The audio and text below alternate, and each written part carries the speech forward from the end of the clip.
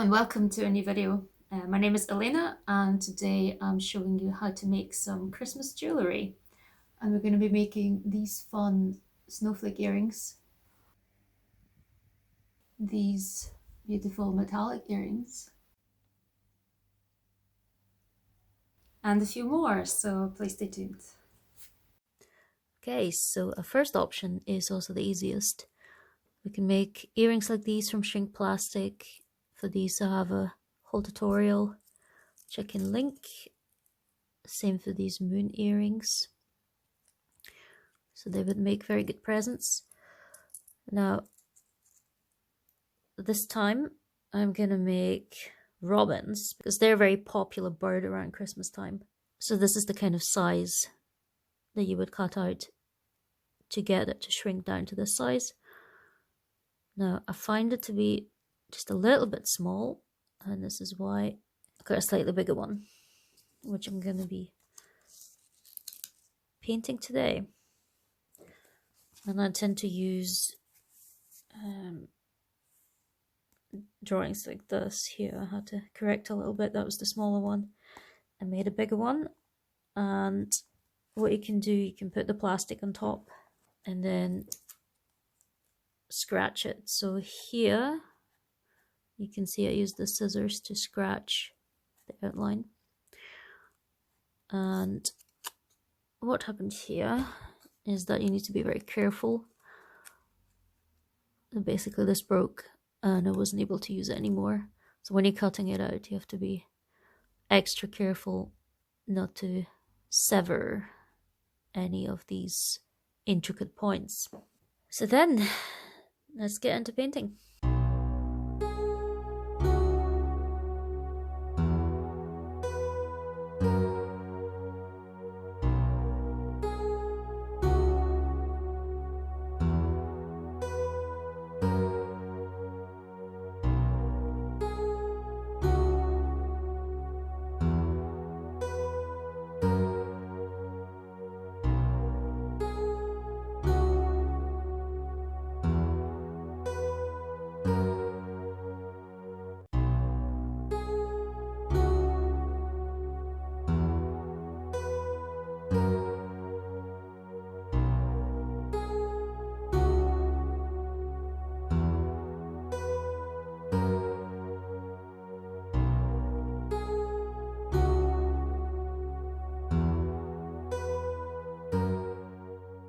So there we are, finished the robins. Now this needs to go into the oven at 160 degrees Celsius. So I'm gonna put them in one at a time just to make sure that if it contorts and sticks together, I'll have control.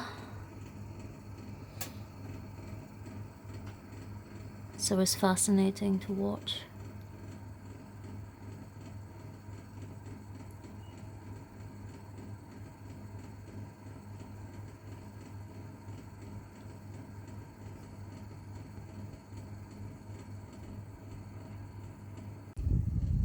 Now take it out and need to quickly press it to make it flat, otherwise it'll just dry in a contorted shape. There we go. So now we'll attach the wires and we'll be ready to go. There we are, nice and dangly, and varnish to finish off. Protect the acrylic. And here's what the robin earrings look like. I think the design has the perfect size now. You can see it pretty well, but they're not too big nor too heavy.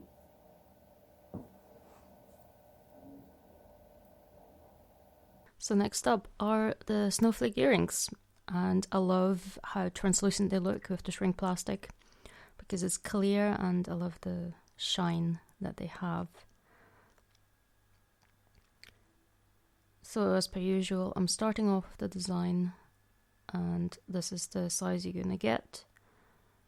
This is the size it's gonna shrink down to.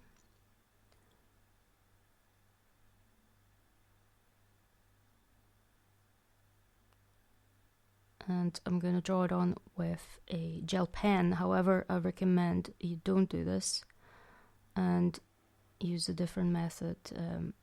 I later on used scissors to scratch it into the plastic, which also means you can't rub it off when you touch it with your fingers.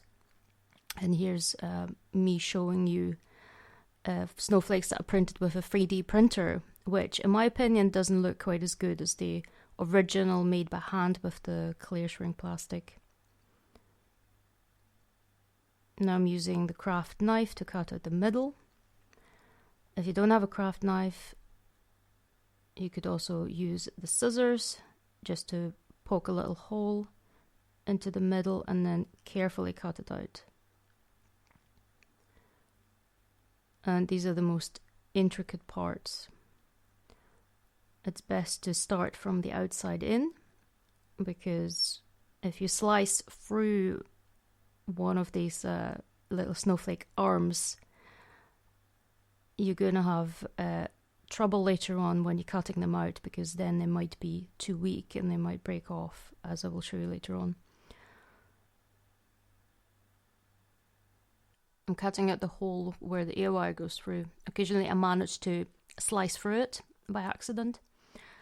In that case, I was able to change it over onto one of the other arms, because they're all designed to look symmetrical.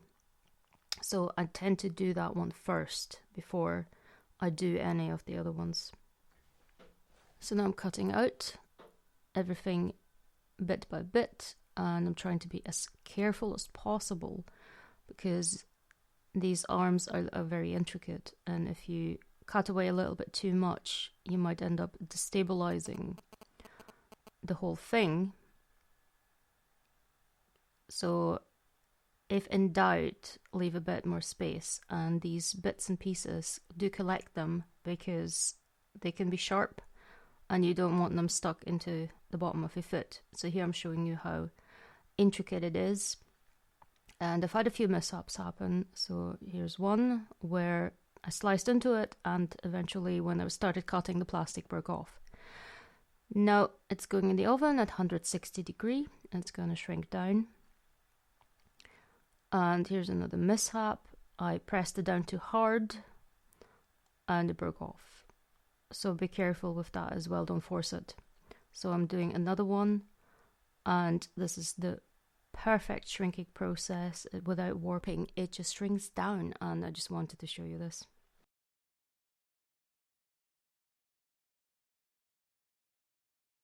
Oh, so the snowflake was challenging to make. And then we have these two, which is a similar design, you could say, but a completely different technique. Now this is crochet jewellery, and this is something that was inspired by a local woman who knits her jewellery. So I thought, yeah, why not crochet? And what I'm using is bullion wire. So this is 0.3mm Oasis bullion wire, and it's nice and thin, so it's actually pretty good for the purpose of crocheting. Now, if you've never crocheted before, I'm afraid I'm gonna have to give you a little demo. So if you already know how to crochet, then you will be at an advantage. But the basic principle of crocheting is that you create a loop. Feel free to watch videos that explain it better than I do. And once you have your loop, you wrap it around and pull it through, and you keep doing this, and you basically are creating a chain. We are just using a single stitch. You make sure you've got enough space to pull it through. You do one extra, and then you get into the chain. And pull through again.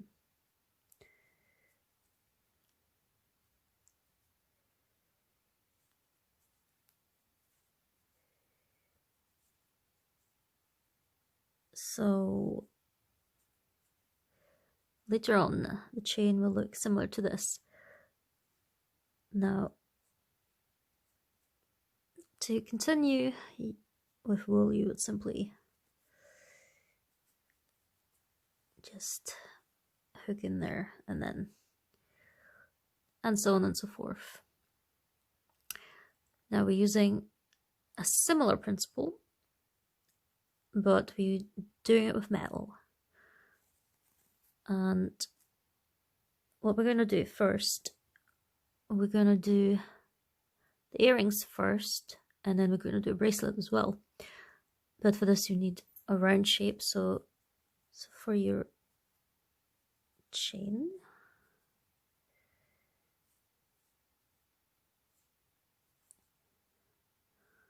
you're going to be putting everything into the same hole and then go around. So let's show you that with the wire. I am using 2mm hook,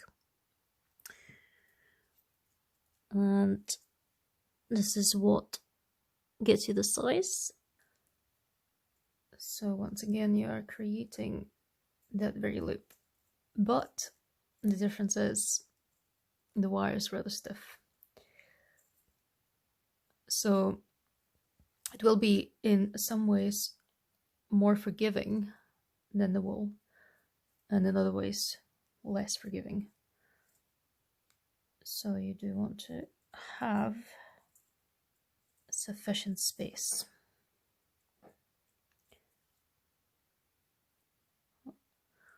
Say this happens, you slip off, but because it's wire, it just stays in place.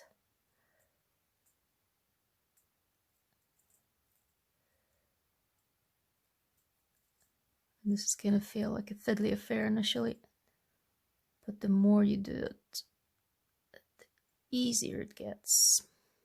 Space is your friend.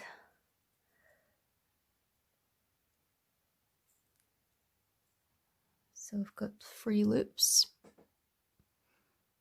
and now I'm going to go into the hole, and I'm going to do 12 of these.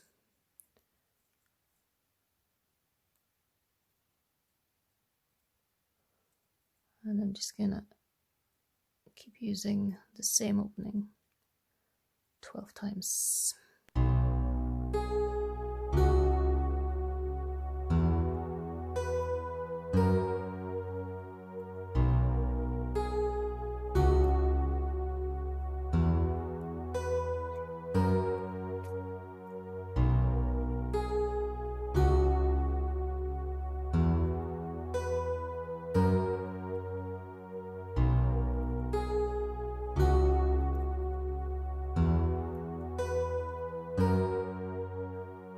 So now we have a first circle, and now comes the hard part of finding the chain, identifying which parts are the chain. Now this is where it's a little more forgiving, but if you get it right, it's going to have a better shape. So make sure you have 2 strands of wire there.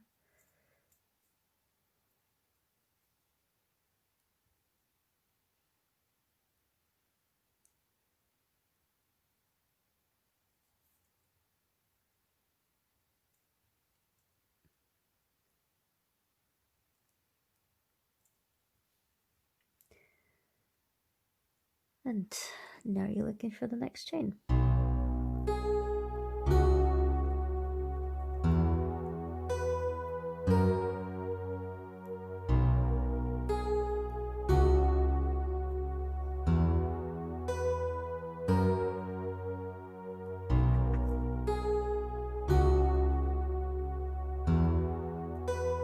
Of course, make sure you go into the right chain and don't go into one chain twice.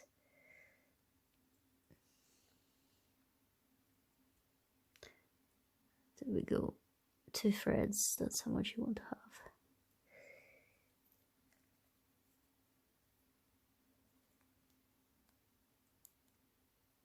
Oh, see, I've lost one, but I can just go back in because this is wire. Wire is gonna stay in place, unlike wool, where you would have to start again. So in the meantime, I'm keeping an eye on the other piece and to make sure that's going to be the same size. I think we're fairly even at this point. So now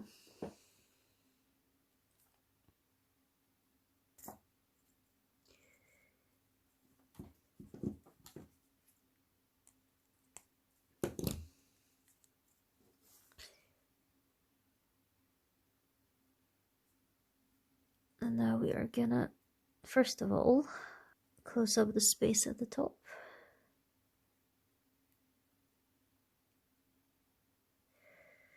Then I've got this dangly bit here, and I like to just also funnel this through to the top.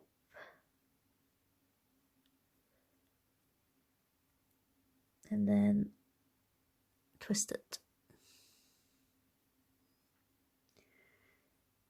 Because now we're creating the loop. So I'm using the stick for measurements.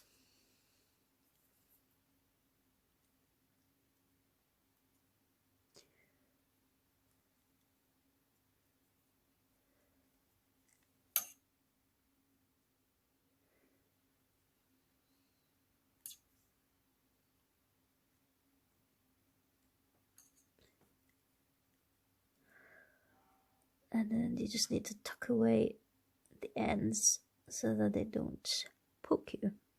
So what I like to do at this point is to even out. So what you could do is to open up a few holes.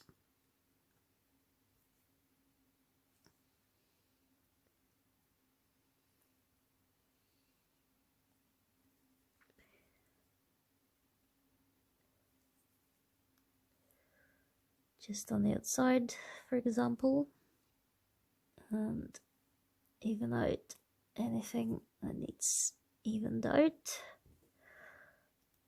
And finally, make the middle nice and open. So that's it, more or less done, and fits nicely with the other pair. There you go. So just to show you a few alternatives,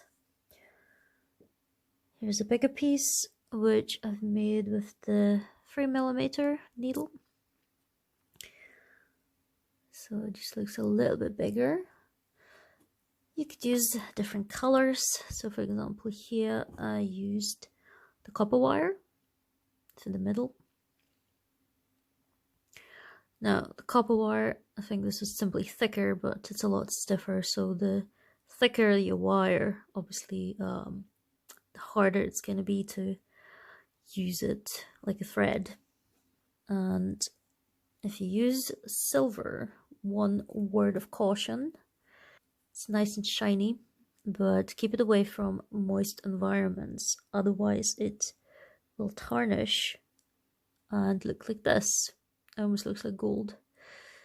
But I basically left this lying outside in with some moist air, and it turned from this color to this color. So then let's talk armbands. I've got a few here. I've got a golden color and one from bronze that I made. I've got a clasp here. So there you go. I quite like it to this thickness. Now this is a lot simpler, in my opinion, because you're just doing a straight chain. Now I think I would go for 40 chains to work with.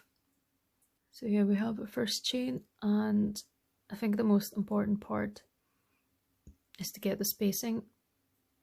So try to make each loop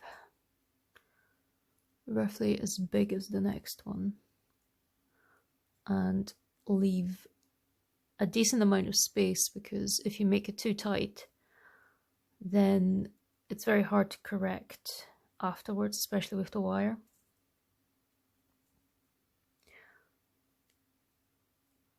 So now you're gonna do, depending on your wrists, for my wrists 40 will do, and then 1 extra chain to do the next row. All right, so let's see. We'll do our extra chain, and then we're going into the second chain.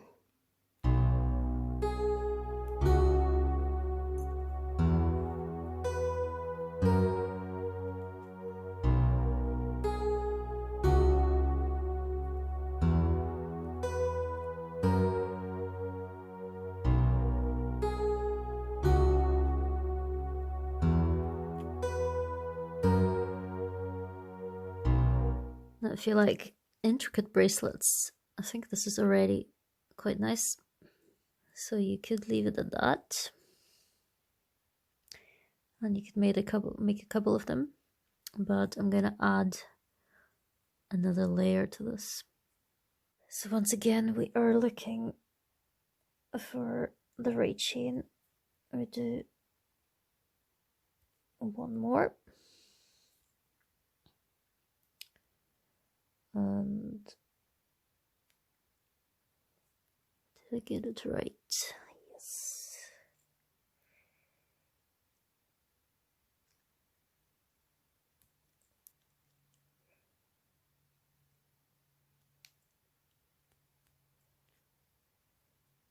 So it's a little easier to see the chains when you're just doing a straight line of rows.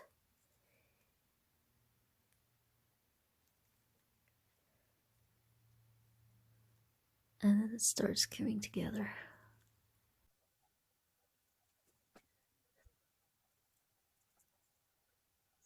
So that's it, one more row added to it. I think this is maybe how I would wear it in this thickness. But you could obviously make it thicker. I think this one's got one more. So this is one last layer added, and I've stretched it out. And just to have a nice shape. Let's hope it fits. So it fits very snugly. So now we can work on adding one of these.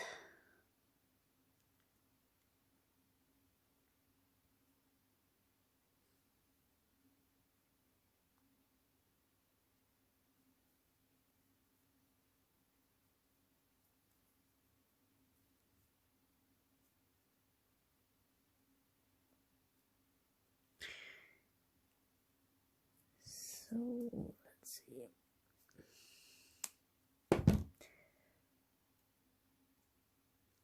Now these need to be integrated. So we've got a little noose here. And this one form a little loop.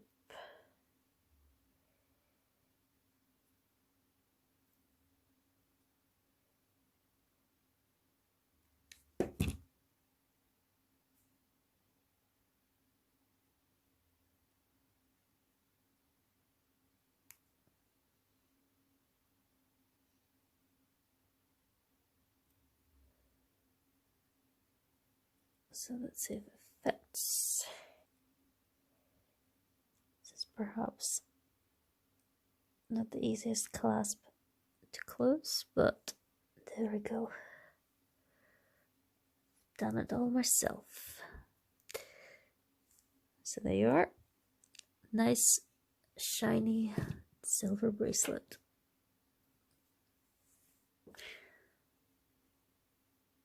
to match with the earrings.